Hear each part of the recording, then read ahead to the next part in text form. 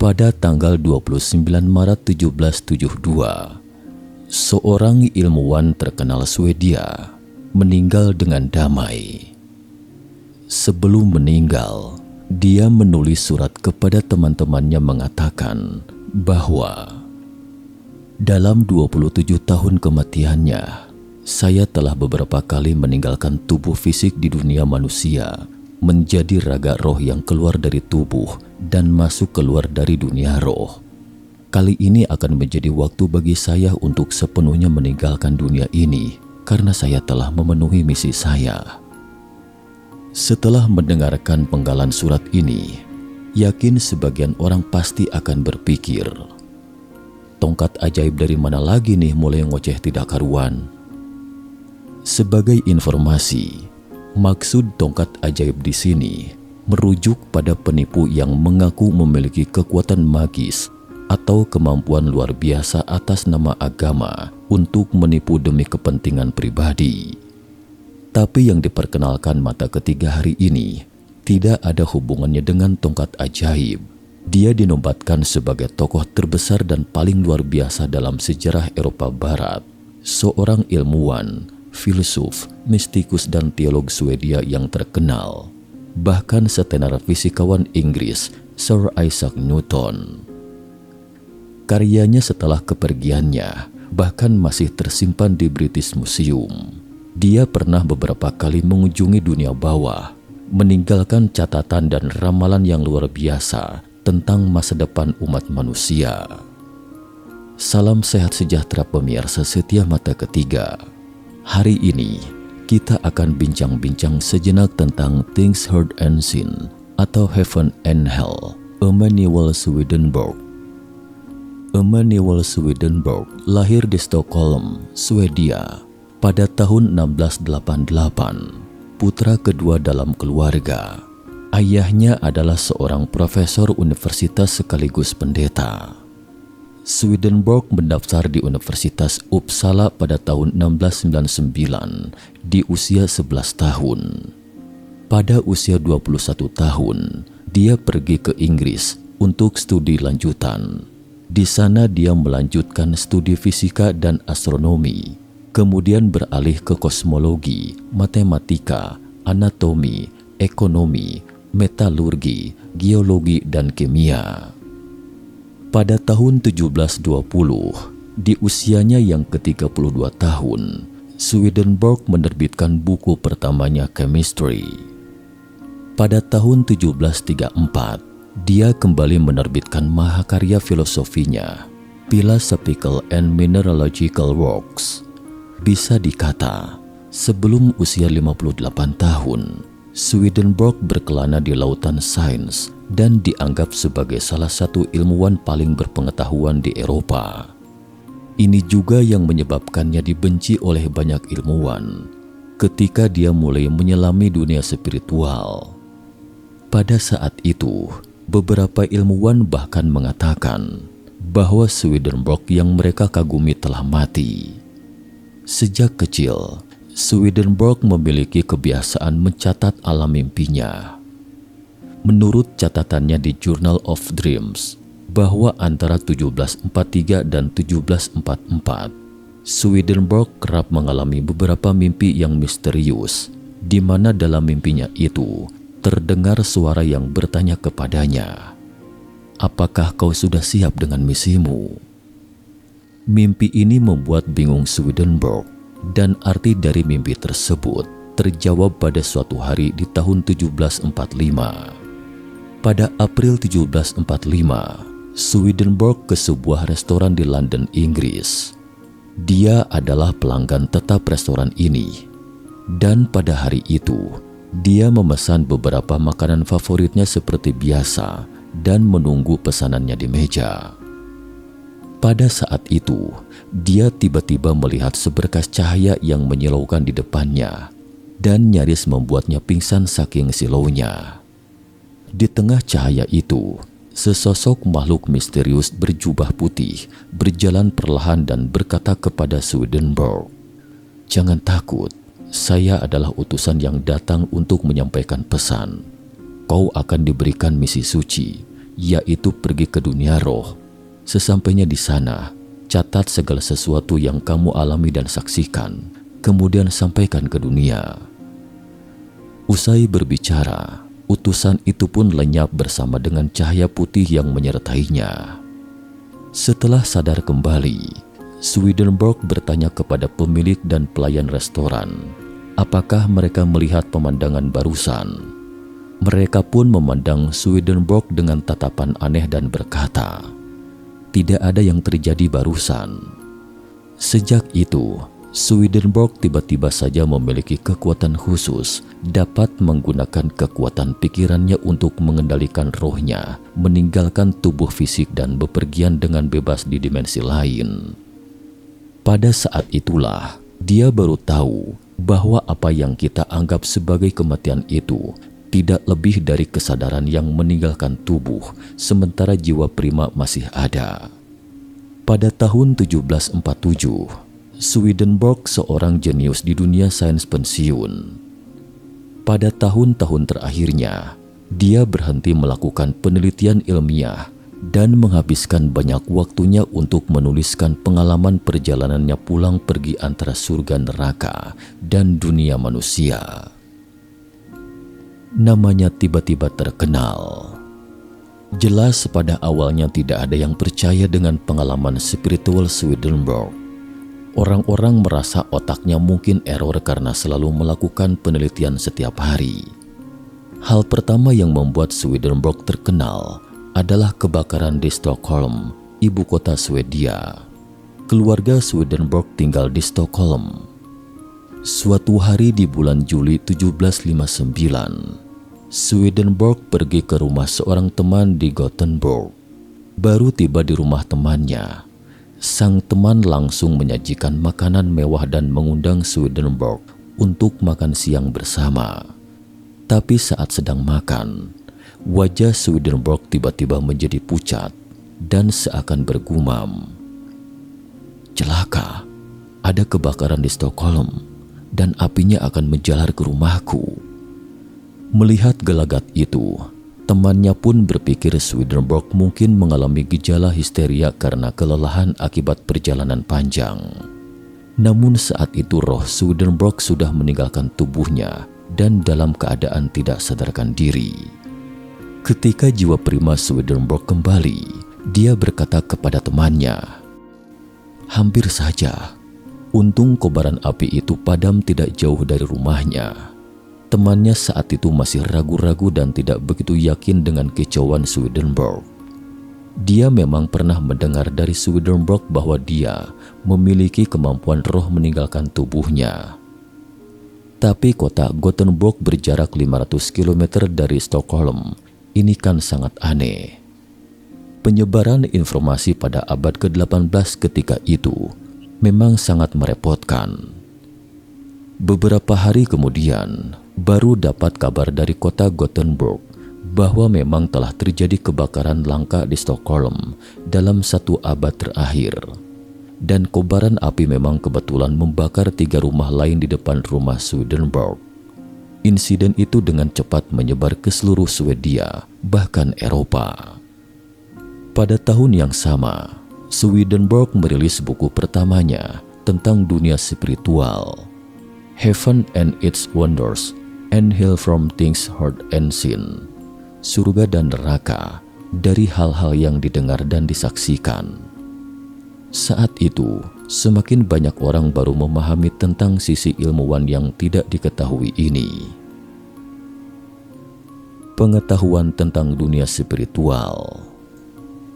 Menurut Swedenborg, bahwa berdasarkan definisi spiritual, perkembangan manusia hingga kini dapat dibagi menjadi zaman keemasan, zaman perak, dan zaman perunggu.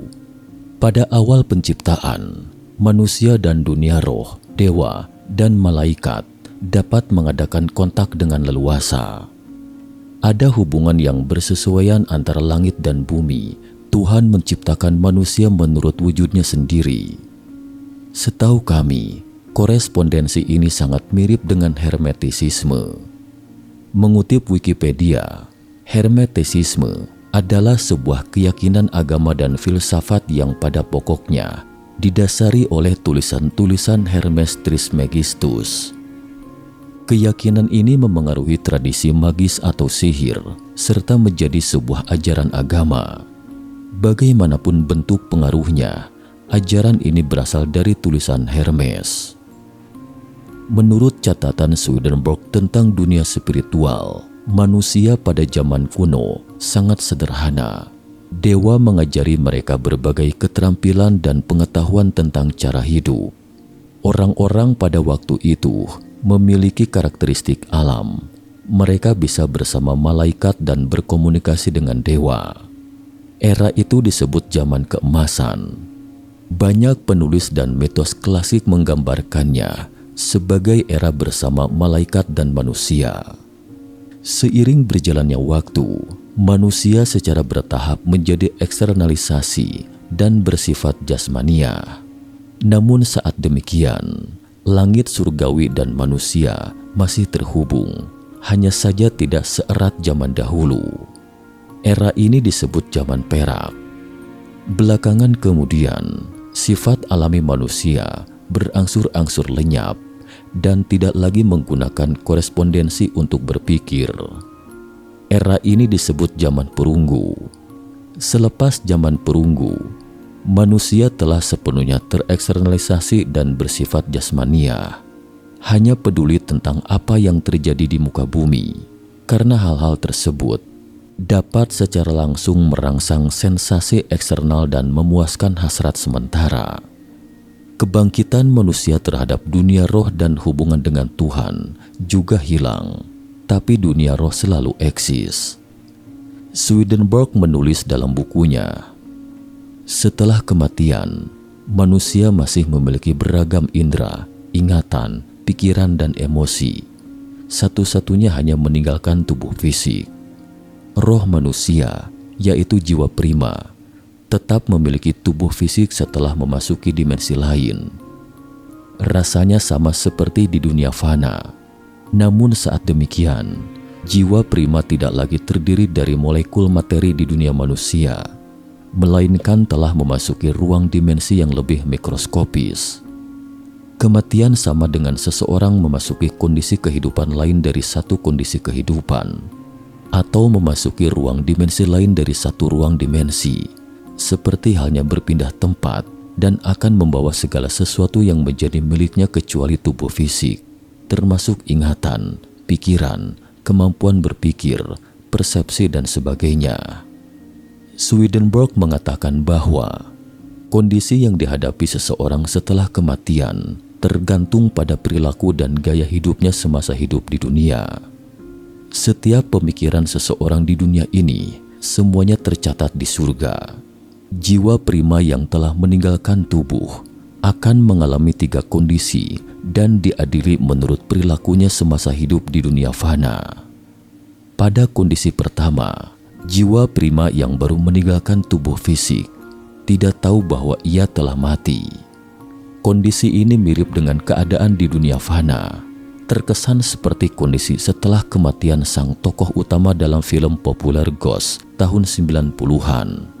Di awal kematiannya, dia tidak tahu bahwa dia sudah mati, sementara rohnya telah meninggalkan raga.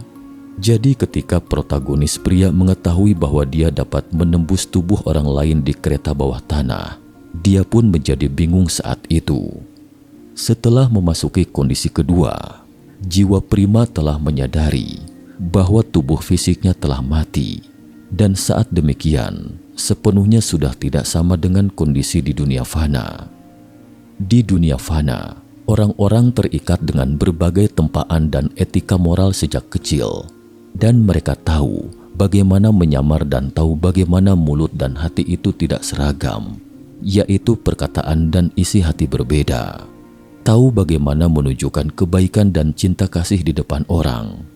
Tidak peduli apa pikiranmu yang sebenarnya di dalam hatimu. Secara permukaan tetap harus berpura-pura. Tapi setelah hilangnya tubuh fisik, kepura-puraan ini pun lenyap. Saat demikian, sifat sejati roh akan mudah dikenali. Roh jahat yang egois akan tergoda pada nafsu dan acuh tak acuh terhadap hal-hal lain.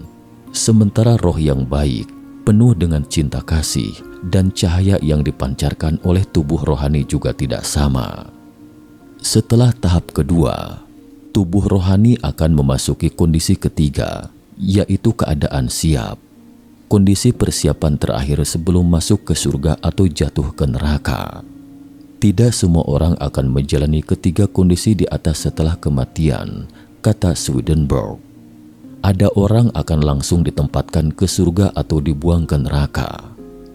Mereka yang telah menyelesaikan pemurnian rohnya di dunia fana dan siap untuk kerajaan surga, di mana pada saat kematian, mereka hanya perlu melepaskan belenggu tubuh fisiknya dan langsung dibawa ke kerajaan surga oleh para utusan.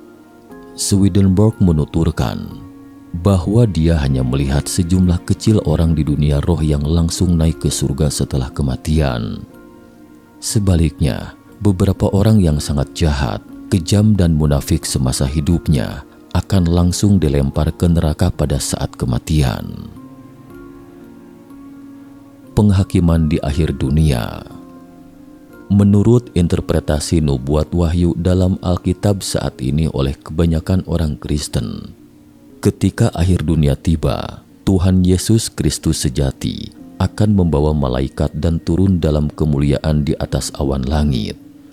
Pada saat demikian, orang-orang yang mati akan bangkit dari kubur. Yesus Kristus akan membangkitkan orang mati dan menghakimi semua orang. Mereka yang jahat akan dilemparkan ke dalam lautan api dan binasa selamanya, sementara yang berbuat baik akan ditempatkan di surga.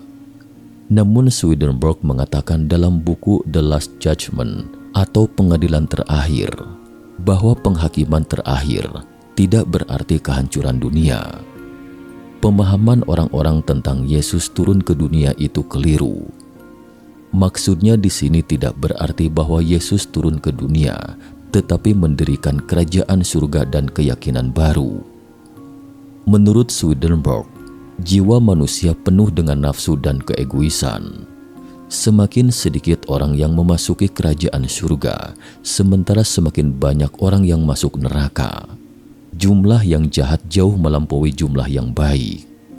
Semua kejahatan manusia berasal dari neraka, dan semua kebaikan manusia berasal dari kerajaan surga. Tuhan akan melaksanakan penghakiman, memisahkan yang baik dan jahat, menegakkan tatanan baru kerajaan surga, dan menegakkan keyakinan baru di muka bumi. Baik dan jahat sekali lagi akan diseimbangkan. Inilah yang dimaksud sebagai penghakiman terakhir. Dunia tidak akan hancur, begitu pula bumi. Yang musnah adalah roh-roh yang akan dihukum mati dalam penghakiman terakhir. Dan yang tersiksa bukanlah tubuh fisik, tetapi roh orang tersebut. Karena tubuh hanyalah sarana bagi aktivitas roh, sehingga ia tidak dapat dikutuk. Setiap perbuatan yang dilakukan oleh tubuh fisik berasal dari roh. Setelah penghakiman akhir dunia, orang-orang akan hidup di dunia spiritual baru dan memasuki masa depan baru, masa depan indah yang belum pernah ada sebelumnya. Jelas, pemikiran dan argumen Swedenborg sangat berbeda dengan pemahaman kekristenan secara konvensional tentang Alkitab. Ini juga yang menyebabkan pemboikotan yang keras terhadap Swedenborg untuk waktu yang lama. Adapun orang-orang yang mengatakan bahwa dia adalah heresy atau bid'ah, yang meracuni suatu keyakinan dan tongkat ajaib yang menciptakan penyimpangan langsung. Tapi Swedenborg tetap tenang. Percaya atau tidak, kata Swedenborg, semua ini adalah pemandangan sebenarnya yang dia saksikan di dunia roh, bukan dibuat-buat. Lagi pula, Swedenborg sudah terkenal di komunitas ilmiah sebelum ia beralih mendalami teologi. Pernyataannya itu sama sekali bukan demi ketenaran, apalagi keuntungan pribadi, bahkan mungkin akan merusak reputasinya yang sudah ada. Singkatnya, percaya atau tidak dengan pengalaman spiritual Swedenborg, namun tak bisa dipungkiri Memang banyak hal-hal dalam tulisannya yang patut direnungkan. Seperti yang disebutkan di atas, bahwa ada 3 kondisi setelah kematian. Saat memasuki kondisi kedua, esensi roh akan muncul. Swedenborg mengatakan bahwa jiwa prima yang akan dilempar ke neraka adalah mereka yang menolak untuk berbuat baik dan menerima ajaran setelah meninggalkan tubuh fisik mereka. Pikiran dan niat mereka dipenuhi dengan hasrat yang mengalir dari neraka, dan yang diinginkan tak lebih dari kejahatan dan hanya delusi, karena inilah sumber kesenangan mereka. Tetapi jika Anda berada di dunia fana, tidak peduli berapa banyak kejahatan yang telah Anda lakukan sebelumnya, di mana setelah mendengar tentang prinsip kebenaran dan dapat menyadarinya, memperbaiki kesalahan di masa lalu, dan melakukan segala sesuatu yang baik untuk menebus dosa, maka lintasan hidup dan kondisi rohani Anda dapat diubah. Dengan kata lain, sekarang adalah momen paling kritis untuk mengubah takdir. Swedenborg menambahkan bahwa bukan berarti mereka yang menyadari prinsip kebenaran dan kebaikan itu akan masuk surga.